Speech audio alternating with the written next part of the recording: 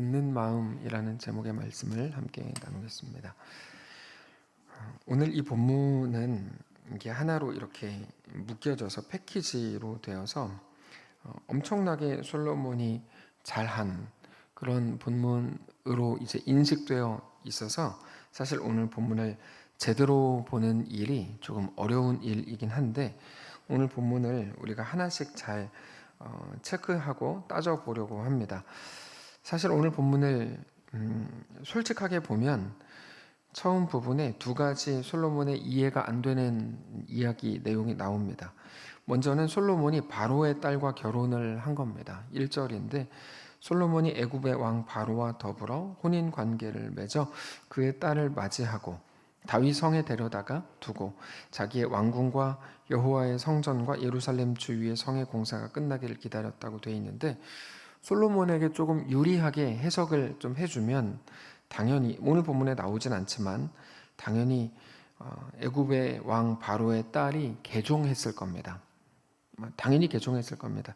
만약에 유대교로 개종을 안 하고 솔로몬과 결혼했다면 그 자체로 불법이 되기 때문에 당연히 개종을 했을 텐데 그러나 그건 아마도 바로의 딸이 솔로몬과 결혼하기 위해서, 다시 말해서 솔로몬이 바로의 딸과 결혼하기 위해서 개종하게 한 형식적인 개종에 불과했을 겁니다. 이건 의심할 여지가 전혀 없습니다. 그러니까 결국 솔로몬이 바로의 딸과 결혼한 것은 결코 권장할 만한 일이 아닙니다.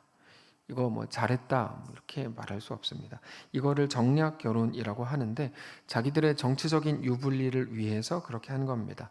이제 막 왕이 된 다윗의 아들 솔로몬이 한 일이라고는 쉽게 받아들여지지 않는 부분입니다.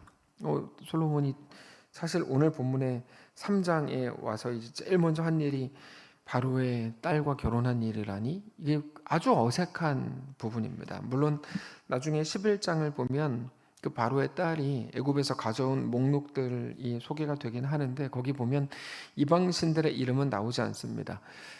그런 걸로 볼 때 아마도 솔로몬이 나름대로 하나하나 확인하고 결혼했을 것으로 보이긴 하지만 이스라엘의 왕이었던 솔로몬이었다면 마땅히 하나님의 사람 중에서 결혼할 사람을 골랐어야 합니다.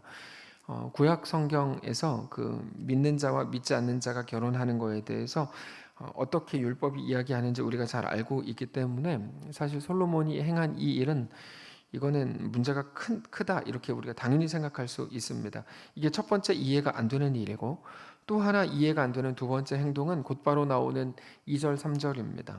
2절 3절을 보시면 그때까지 여호와의 이름을 위하여 성전을 아직 건축하지 아니하였으므로 백성들이 산당에서 제사했고 솔로몬이 여호와를 사랑하고 그의 아버지 다윗의 법도를 행했지만 그러나 산당에서 제사하고 분향했다고 되어 있습니다.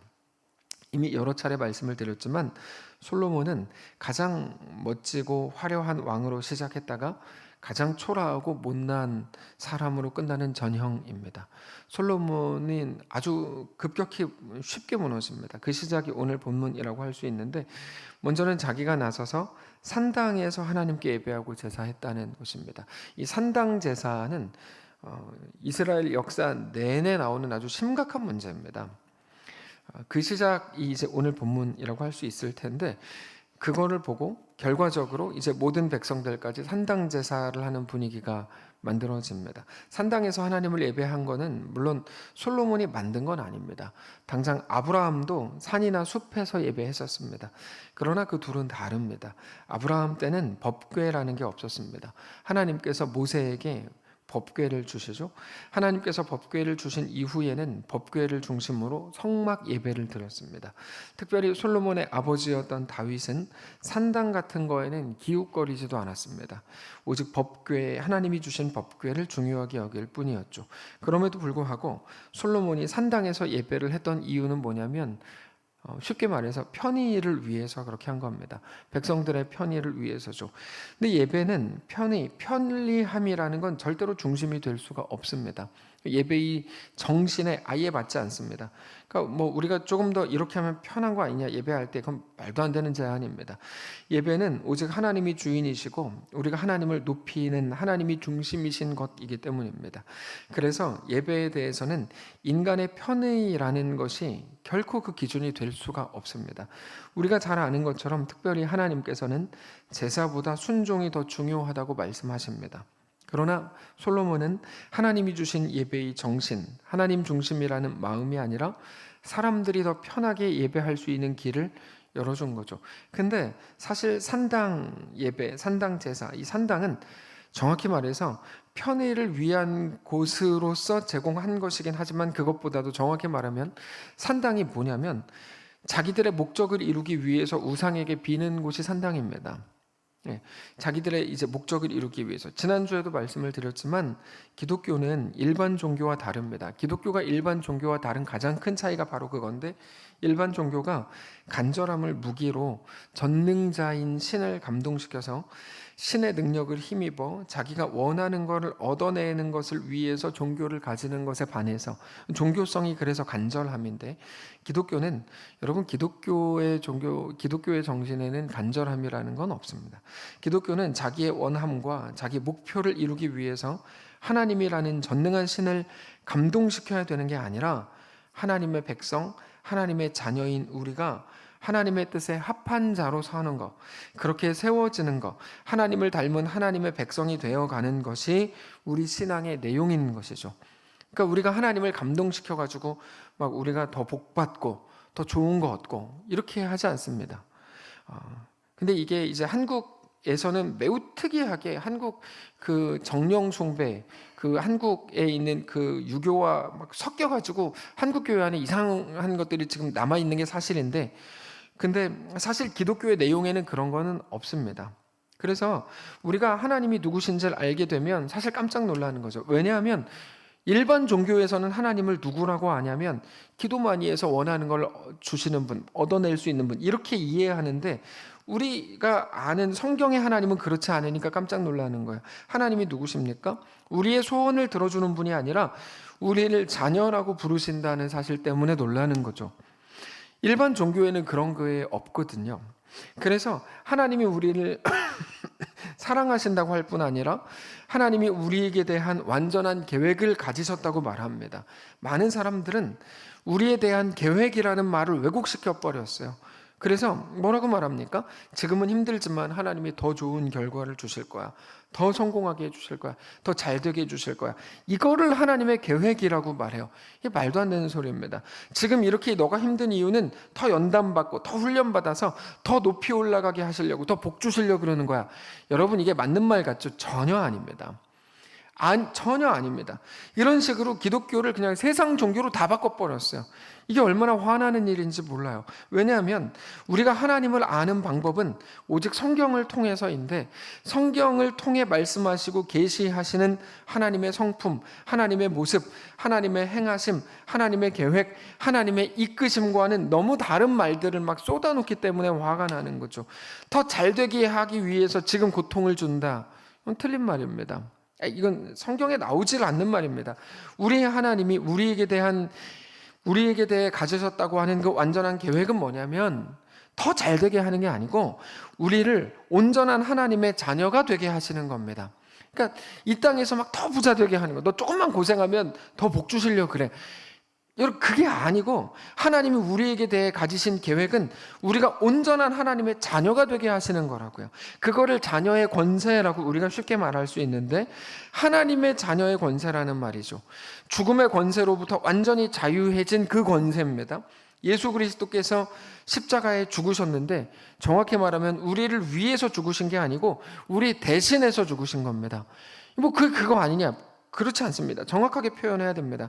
하나님이 그러신 것처럼 우리 역시 모든 것을 이기는 자가 되게 하시는 것이 우리에게 대한 하나님의 계획입니다. 우리는 모든 일들 앞에서 자주 두려워합니다. 그런데 하나님은 우리가 만난 모든 일들 앞에서 전혀 두려워하시지 않아요. 당장 뭐 복음서에 나오는 것처럼 큰 풍랑 앞에서 예수님과 함께 있었던 모든 제자들은 두려워했지만 예수님은 뭐라고 말씀하세요? 야, 니네가 나랑 같이 있는데 니네가 두렵다 그러는 거 되게 어색한 일이야. 이렇게 말씀하시고 바람과 바다를 꾸짖으셨죠. 우리가 두려워하는 같은 일 앞에서 하나님은 두려워하시지 않아요. 그래서 하나님은 우리가 이 땅에서 우리를 위협하는 모든 것들에 대해서 우리가 하나님과 같아지기를 원하십니다. 그래서 계속 뭐라 그러세요?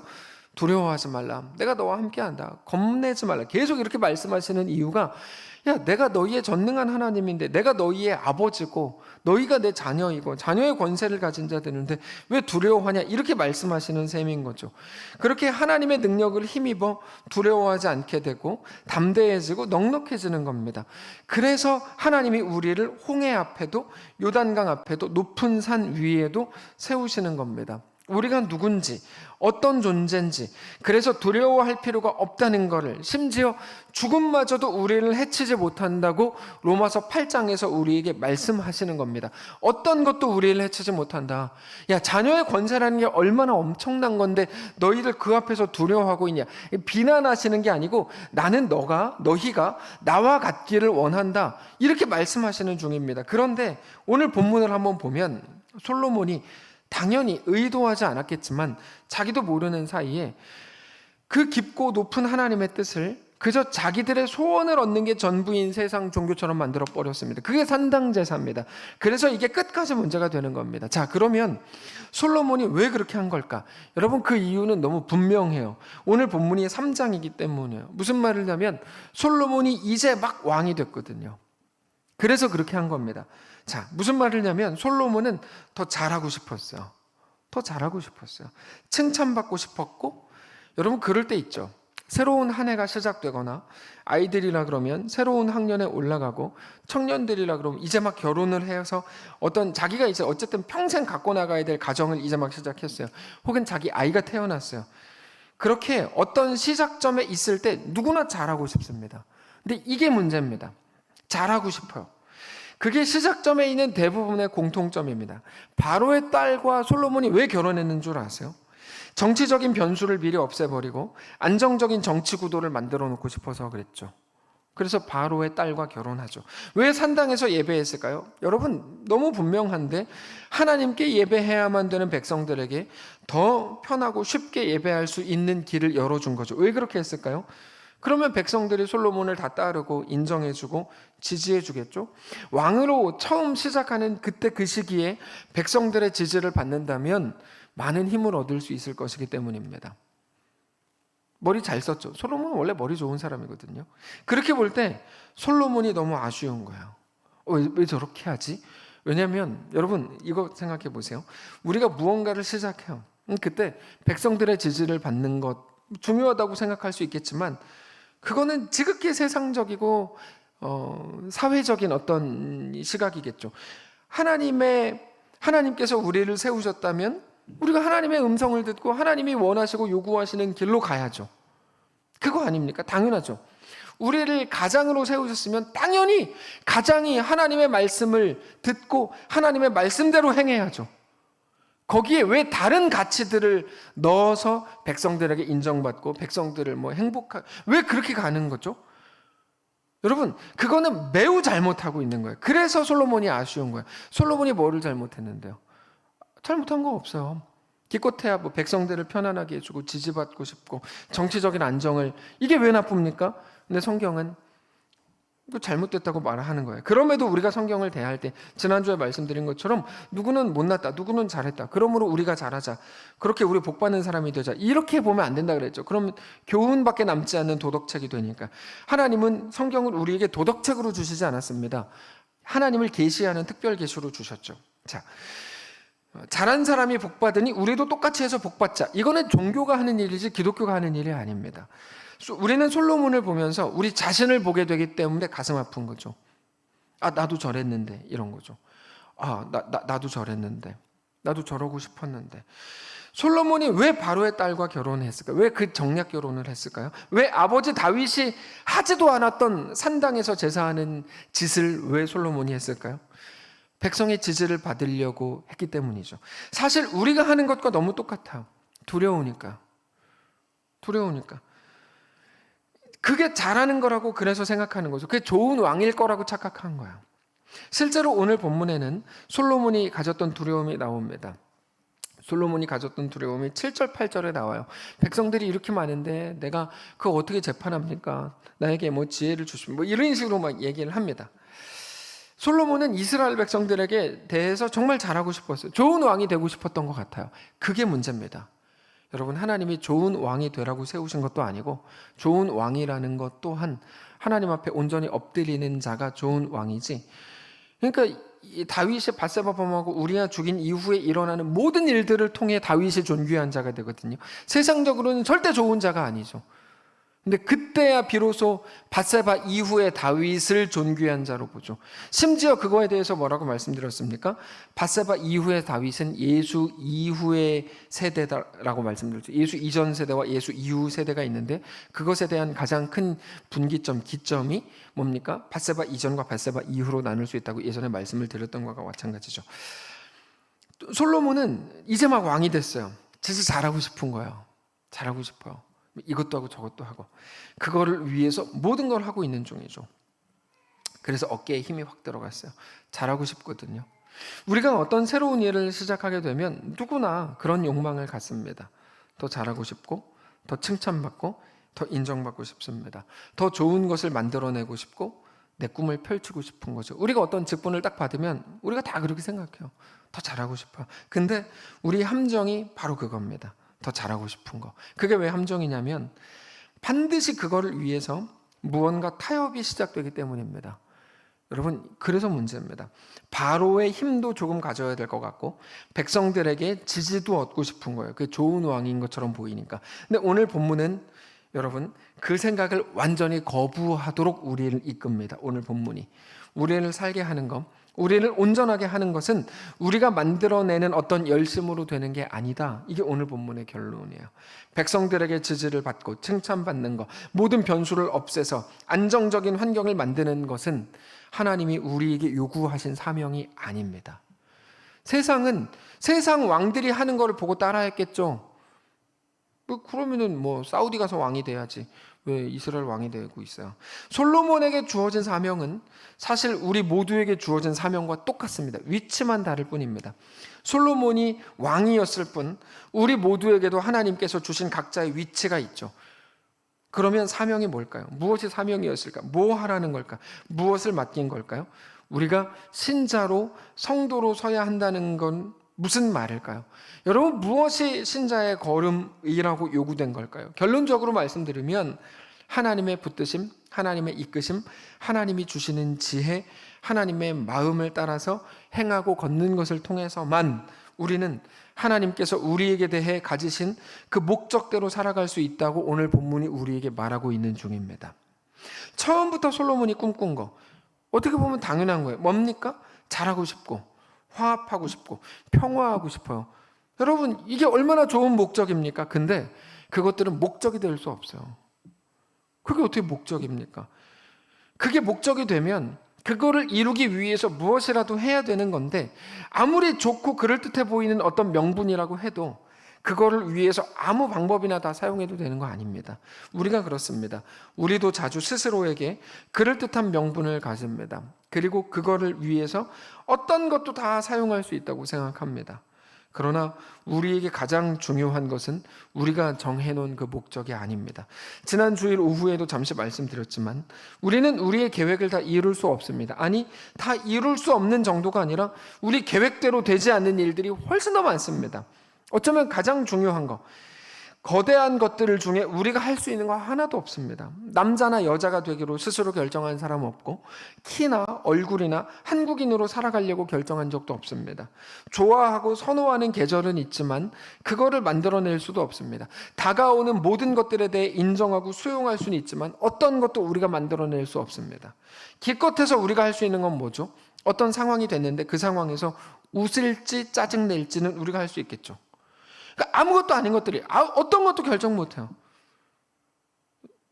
웃는 게 좋죠.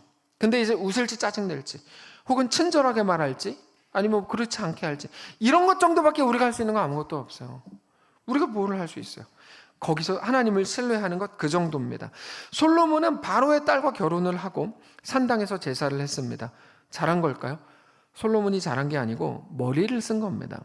머리를 쓴 겁니다. 근데 그 다음에 이어서 나오는 본문을 통해 하나님께서는 우리에게 무언가를 말씀하십니다.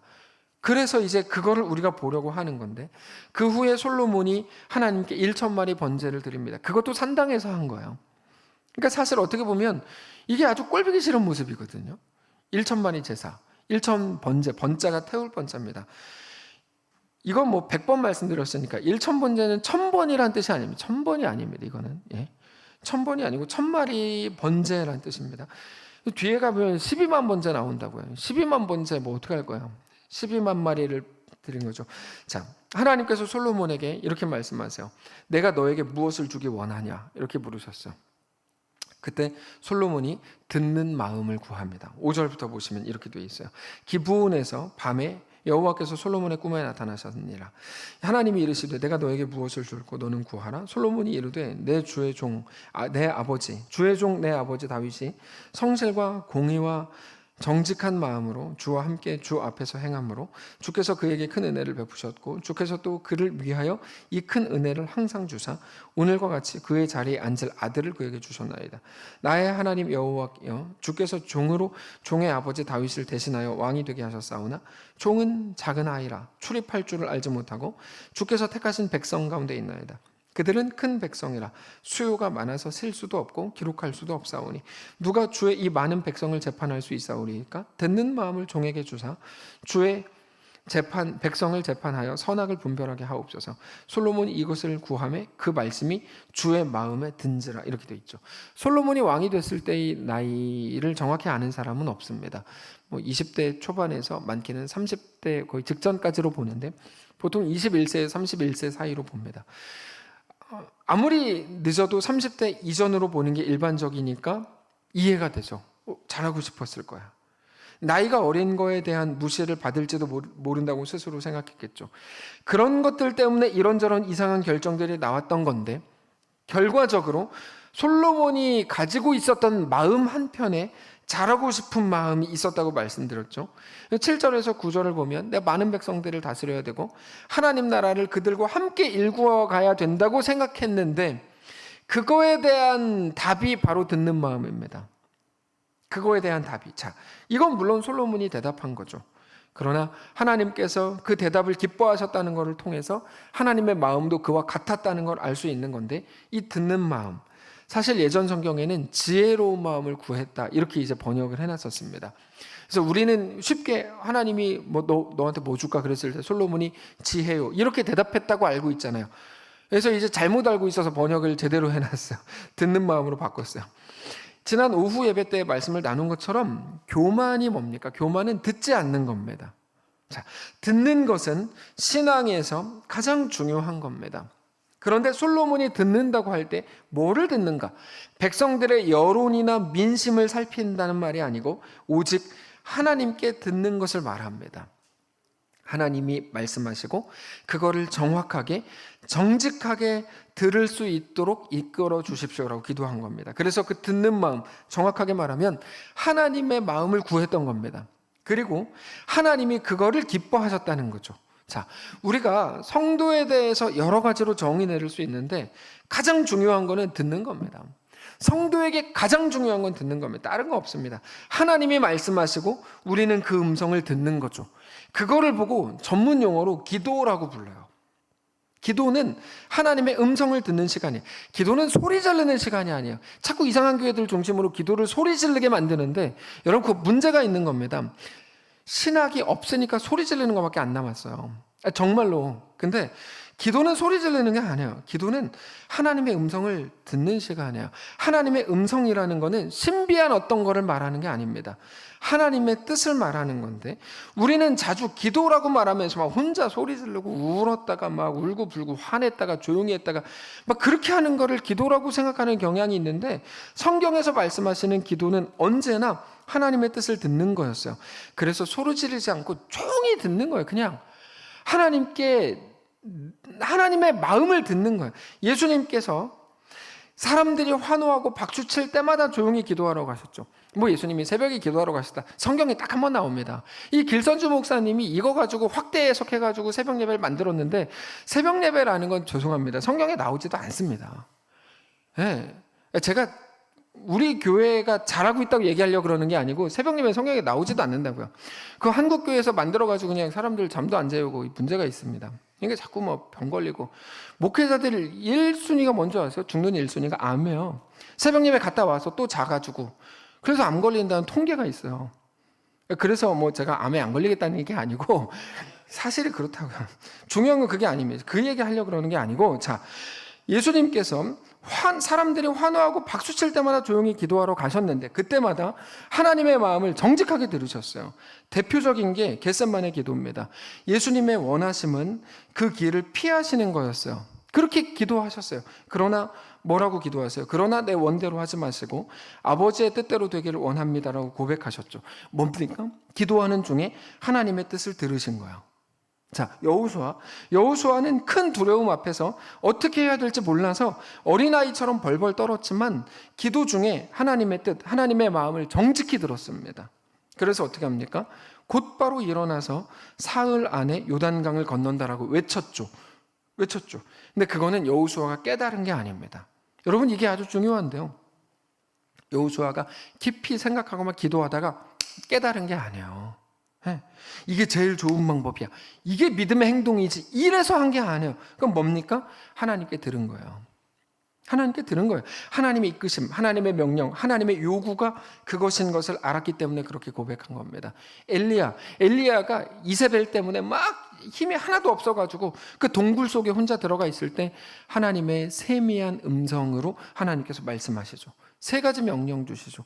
그대로 행할 때 엘리야가 회복되죠. 그게 기도입니다. 기도는 뭐냐면 하나님의 마음을 듣는 겁니다. 우리가 말씀을 나누고, 말씀을 제가 쭉 설교하고 난 이후에 우리 교회 성도들 중에 목사님 하나님의 뜻을 알았습니다, 하나님의 요구가 무엇인지 알았습니다, 이런 연락을 제가 자주 받습니다. 하나님의 마음을 정직하게 듣는 사람들이, 자기의 현실 속에서 하나님이 자기한테 뭐라고 말씀하시는지를 듣는 사람들이 있다는 건 매우 소중한 일이죠. 얼마나 지혜롭게, 얼마나 힘들지 않게 모두에게 유익이 되는 방법을 가졌는지의 문제가 아닙니다. 그거 세상 리더 뽑는 방법이죠. 여러분, 하나님이 우리에게 맡기시는 건 그런 게 아니에요. 얼마나 똑똑하고 얼마나 지혜로운가의 문제가 아닙니다. 자꾸 이렇게 접근해요. 그렇지 않습니다.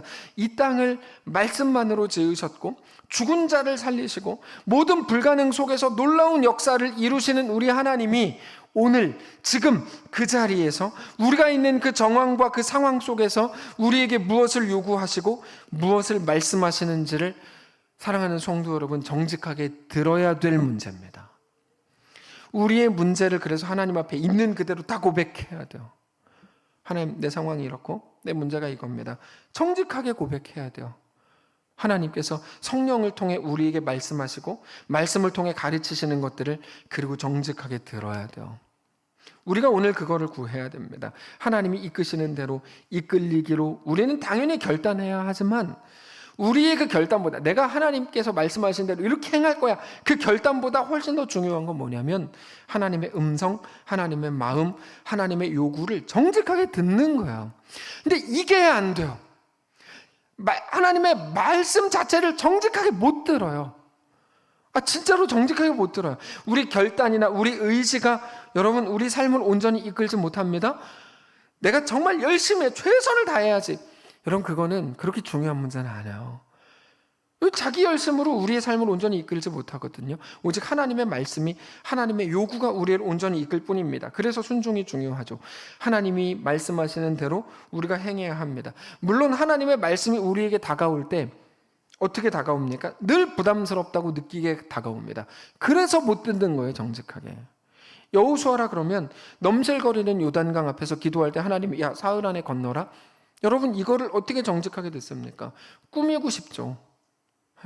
야, 배 만들자. 꾸미고 싶죠. 근데 정직하게 듣는 거, 그게 되게 어려워요. 하나님의 말씀이 우리에게 다가올 때 우리는 자주 불공평하다고 느껴요. 이거 뭐야? 매우 불편해하고 억울해합니다. 그래서 순종을 뭐라고 우리가 규정합니까? 순종은 하나님이 시키시는 대로 하는 게 아니고 하나님의 뜻 앞에서 내 뜻을 꺾는 것. 우리는 순종을 이렇게 규정하는 이유가 바로 그것 때문이에요. 하나님의 뜻이 우리에게 올 때 어떻게 다가오는지 너무 잘 알기 때문에. 하나님의 말씀은 세상에 익숙한 우리에게 거의 늘 불편한 내용으로 다가오기 때문입니다. 성도 여러분, 오직 오늘 말씀이 매우 소중한 이유는 하나님이 우리에게 살아나는 방법을 너무나 분명하게 제시하고 있기 때문입니다. 우리의 가정, 우리 생업, 우리 자녀들, 우리 인생, 우리 교회, 우리의 모든 걸음에 대해서 하나님의 뜻을 듣는 마음을 구하실 수 있기를 원합니다. 우리가 사는 길은 그거 하나입니다. 다른 어떤 지혜도 아닙니다. 다른 어떤 방법도 아니고 하나님 나에게 지혜를 주십시오. 여러분, 그걸 구하지 마시고 하나님의 마음을 나에게 주십시오. 이렇게 기도하십시오.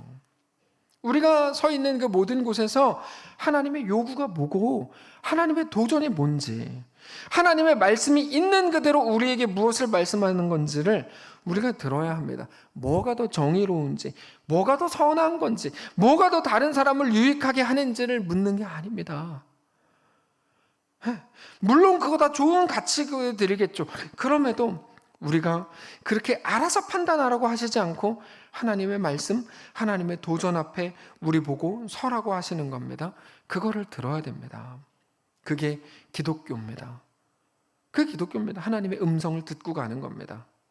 사랑하는 성도 여러분, 말씀을 정리하겠습니다. 우리도 잘하고 싶어요. 아니, 정확하게 걷고 싶어요. 우리가 해야 되는 건 잘하는 게 아니고 정확하게 걷는 것일 거예요. 우리에게 주신 모든 시간과 인생을 우리는 신자로, 성도로 정확하게 걷고 싶어요. 네, 하나님께 듣는 마음을 구하십시오. 하나님의 말씀하실 겁니다. 그러면서 놀라운 은혜, 들을 귀를 주실 겁니다. 그때 하나님의 말씀을 따라서 하나님이 주시는 마음을 따라서 행하십시오. 괜히 이게 더 옳은 것 같아, 이게 더 모두를 제발 이런 말들을 하지 마시고 하나님이 나에게 말씀하시는 걸 정직히 들으십시오. 우리 정의가 아닌 하나님의 말씀에 이끌리는 온전한 신자들, 성도들 되시기를 바랍니다. 찬양합시다. 나의 가는 길 주님 인도하시네. 그는 보이지 않아도 날 위해 일하시네. 함께 찬양하겠습니다. 나의 가는 길, 나의 가는 길 주님 인도하시네. 그는 보이지 않아도 날 위해 일하시네. 주 나의 인도자 항상 함께 하시네. 사랑과 힘 베푸시며 인도하시네.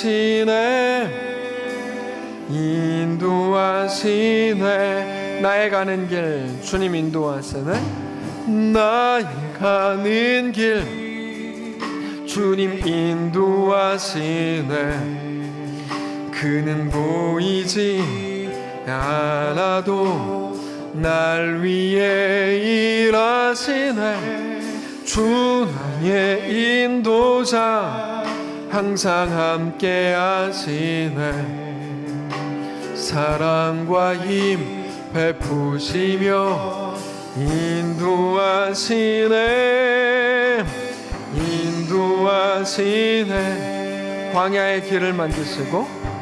광야의 길을 만드시고 날 인도해. 사막에 감 만드신 것 보라.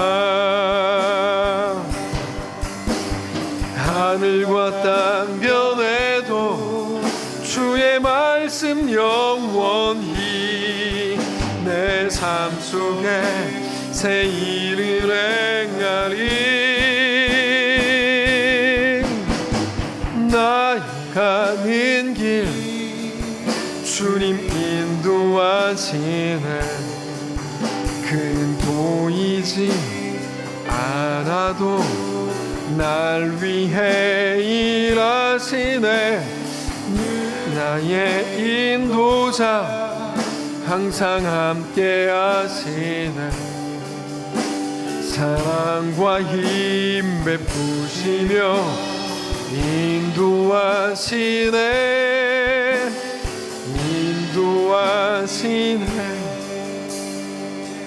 하나님, 우리에게 딱 한 번 주신 인생이고 우리에게 주신 모든 상황과 정황이라면 그 속을 신자로 정확히 걷기를 원합니다. 예수 그리스도께서 이 땅에 오셔서 하나하나 말씀의 예언을 다 이루시고 십자가 위에서까지 하나님의 말씀을 응하게 하셨던 모든 과정들처럼 우리 이 땅에 살아가는 모든 동안에 하나님 주신 모든 시간, 모든 역할과 모든 직분과 모든 상황 속에서 온전히 정확하게 그 길을 뚜벅뚜벅 걷기를 원합니다. 우리에게 말씀하시고 우리로 듣게 하옵소서. 우리가 하나님의 말씀을 듣고 깨닫고 알지만 모르는 자처럼 거부하고 싶고 외면하고 싶고 혹은 가볍게 넘기고 싶을 때가 너무나 많습니다. 하나님, 우리에게 듣는 마음을 허락해 주옵소서. 그것을 통해 우리 가정이 살아나겠습니다. 그것을 통해 우리 자녀가 주 앞에 의탁되겠습니다. 그것을 통해 우리 교회가 하나님이 다스리는 교회가 될 것입니다. 하나님, 그 기대와 그 소망을 가지고 우리 인생과 우리 모든 사역과 우리 모든 걸음 속에 하나님의 음성을 듣기를 원하고 주의 음성대로 우리 인생을 주 앞에 온전히 내어드리는 온전한 주의 백성들, 성도를 다 될 수 있도록 역사해 주옵소서. 하나님, 우리가 무지하여 듣지 못하고 깨닫지 못할 때 성령님 우리에게 임하셔서 진리의 영이신 성령께서 깨닫게 하시고 하나하나를 우리 주님과 믿음으로 동행하며 걸어갈 수 있도록 도와주시고 인도해 주옵소서. 각자의 정황 속에서 여전히 힘겨워하고 어려워하고 이거 어떻게 해야 되지? 하나님, 나에게 무엇을 원하시는 거지? 생각하고 의문을 가질 때마다 성령님 가르치시고 듣게 하옵소서. 그렇게 주님과 믿음으로 동행하는 귀한 성도를 다 되도록 축복하시옵소서. 우리와 함께 하시기를 간절히 소원하며 살아계신 우리 주 예수님의 이름으로 기도합니다. 아멘. 하늘에 계신 우리 아버지요, 이름이 거룩히 여김을 받으시오며 나라가 임하시오며 뜻이 하늘에서 이룬 것 같이 땅에서도 이루어지이다. 오늘 우리에게 일용할 양식을 주시고 우리가 우리에게 죄진 자를 사하여 준 것 같이 우리 죄를 사하여 주시고 우리를 시험에 들게 하지 마시고 다만 악에서 구하시옵소서. 대개 나라와 권세와 영광이 아버지께 영원히 있사옵나이다. 아멘.